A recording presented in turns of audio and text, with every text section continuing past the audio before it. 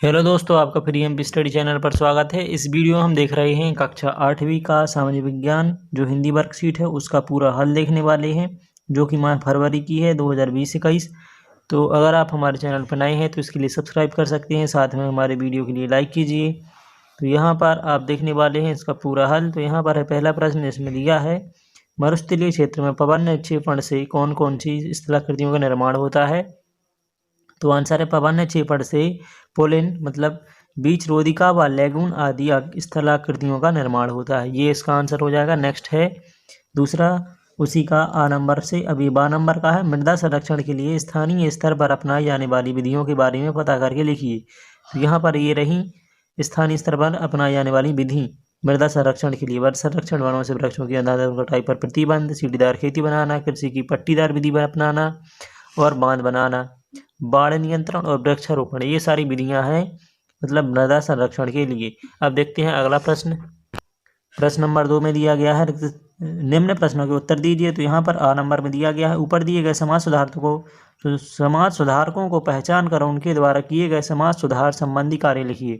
तो यहाँ पर 3 चित्र दिखाए गए हैं, जिनमें से पहली फोटो है स्वामी मोहन राय, सेकंड है स्वामी दयानंद सरस्वती और तीसरी है स्वामी विवेकानंद। तो हमें इनके जो समाज सुधारक कार्य हैं उनके लिए यहाँ पर लिखनी है। तो स्वामी विवेकानंद राय, ठीक है, यहाँ पर इसका आंसर हो गया। यहाँ पर स्वामी दयानंद सरस्वती का हो गया।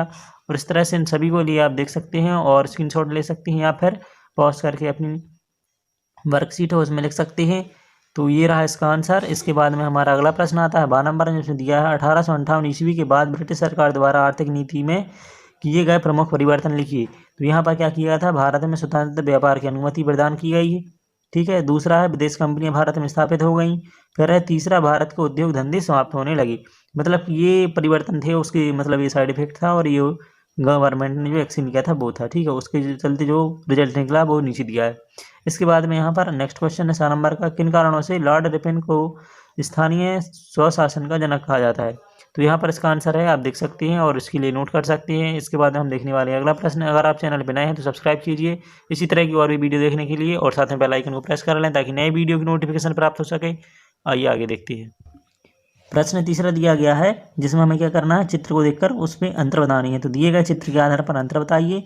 तो यहाँ पर है मतलब कि एक भूगर्भ है, मतलब कि कच्चा माल कहाँ से प्राप्त होता है, फिर ये जंगलों से, इसके लिए कच्चा माल कहाँ से प्राप्त होता है। दोनों चित्र अलग अलग दिखाए गए हैं और उन्हीं के आधार पर यहाँ पर अंतर दिखाया गया है। तो आप इसके लिए नोट कर सकते हैं या स्क्रीनशॉट ले सकते हैं। फिर अगला प्रश्न है कृषि पर आधारित उद्योगों के नाम लिखिए। तो यहाँ पर जो कृषि पर आधारित उद्योग है उनके यहाँ पर नाम लिखे गए हैं, आप इनके लिए देख सकते हैं और नोट कर सकते हैं। तो इस प्रकार से ये हमारा क्या है मतलब सॉल्यूशन है इस क्वेश्चन का। फिर इसके बाद में 7 नंबर का क्वेश्चन देखेंगे, लघु व कुटीर उद्योगों की सूची बनाइए तथा आपके आसपास चलने वाले किसी एक उद्योग की कार्य पद्धति के बारे में लिखिए। तो यहाँ पर आप देख सकते हैं लघु उद्योग बताए गए हैं कौन कौन से हैं, ठीक है, कैसे होते हैं। और इसके बाद में है हमारे कुटीर उद्योग। तो कुटीर उद्योगों के बारे में बताया गया, मुर्गी पालन, पापड़, टिफिन, मसाला, इस प्रकार के जो भी उसमें शामिल होते हैं उस कैटेगरी के वो बता दिए गए हैं। फिर एक उद्योग, तो एक उद्योग की कैटेगरी में क्या आता है, ईंट उपयोग, मिट्टी से रेत ईंट बनाकर फिर उसे लकड़ी एवं कोड़ा से पकाकर फिर रुपये कमाते हैं। इस प्रकार का ये है एक उद्योग। फिर अगला प्रश्न देखने वाले हैं, इसके लिए आप नोट कर सकते हैं वीडियो को पॉज करके या फिर स्क्रीनशॉट लेके। अब देख रहे हैं हम चौथा प्रश्न, जिसमें दिया है चित्र के अनुसार हमारी मतलब चित्र को देखकर यहाँ पर आंसर देने हैं। तो यहाँ पर पहला प्रश्न दिया है, दिए गए चित्र को पहचान कर स्थलाकृति का नाम लिखिए। तो जो स्थलाकृति बन रही है उसका नाम बताना है।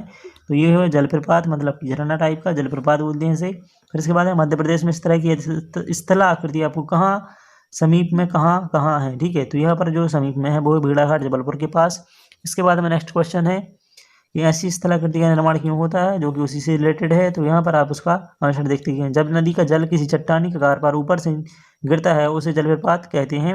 और यदि नदी के मार्ग में कई कठोर चट्टान लंबावत पाई जाती हैं और मतलब पानी के गिरने से जल से चट्टानें कटती हैं, जिसके कारण इसका निर्माण होता है। तो इस प्रकार से इसका आंसर होगा, आप नोट कर सकते हैं इसके लिए। फिर है नेक्स्ट क्वेश्चन, प्रश्न नंबर 5 में दिया गया है कि गांधी जी के समाज सुधारक या सुधार संबंधी कार्य लिखिए।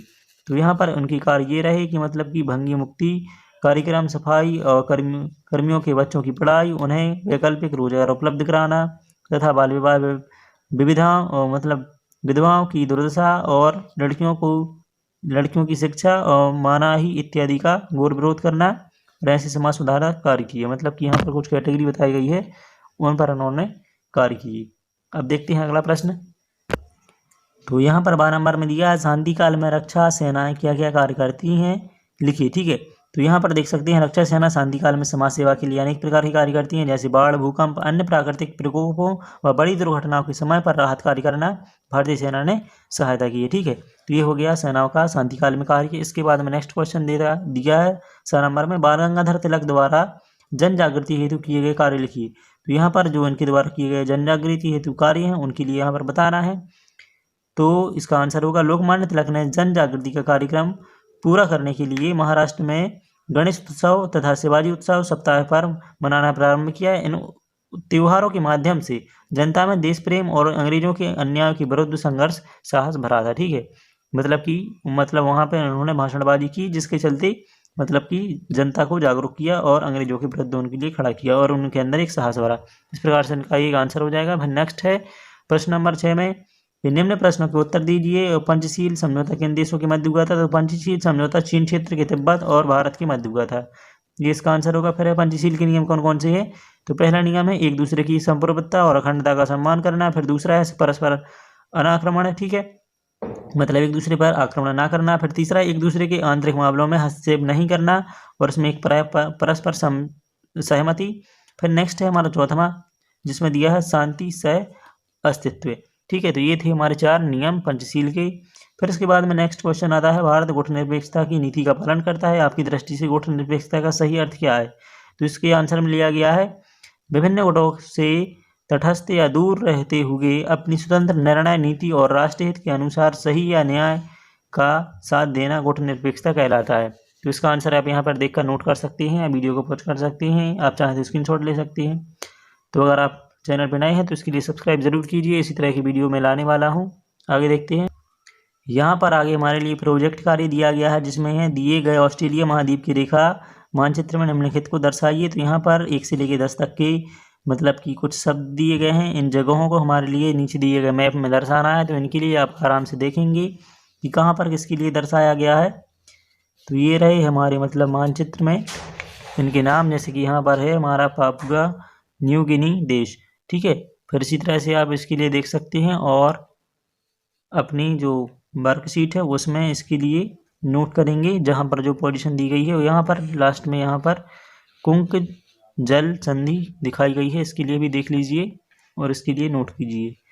ठीक है, तो इस तरह से ये हमारा वर्कशीट का पूरा हल होता है। अगर वीडियो पसंद आती है तो लाइक कीजिए, साथ में चैनल को सब्सक्राइब करें। Thanks for watching.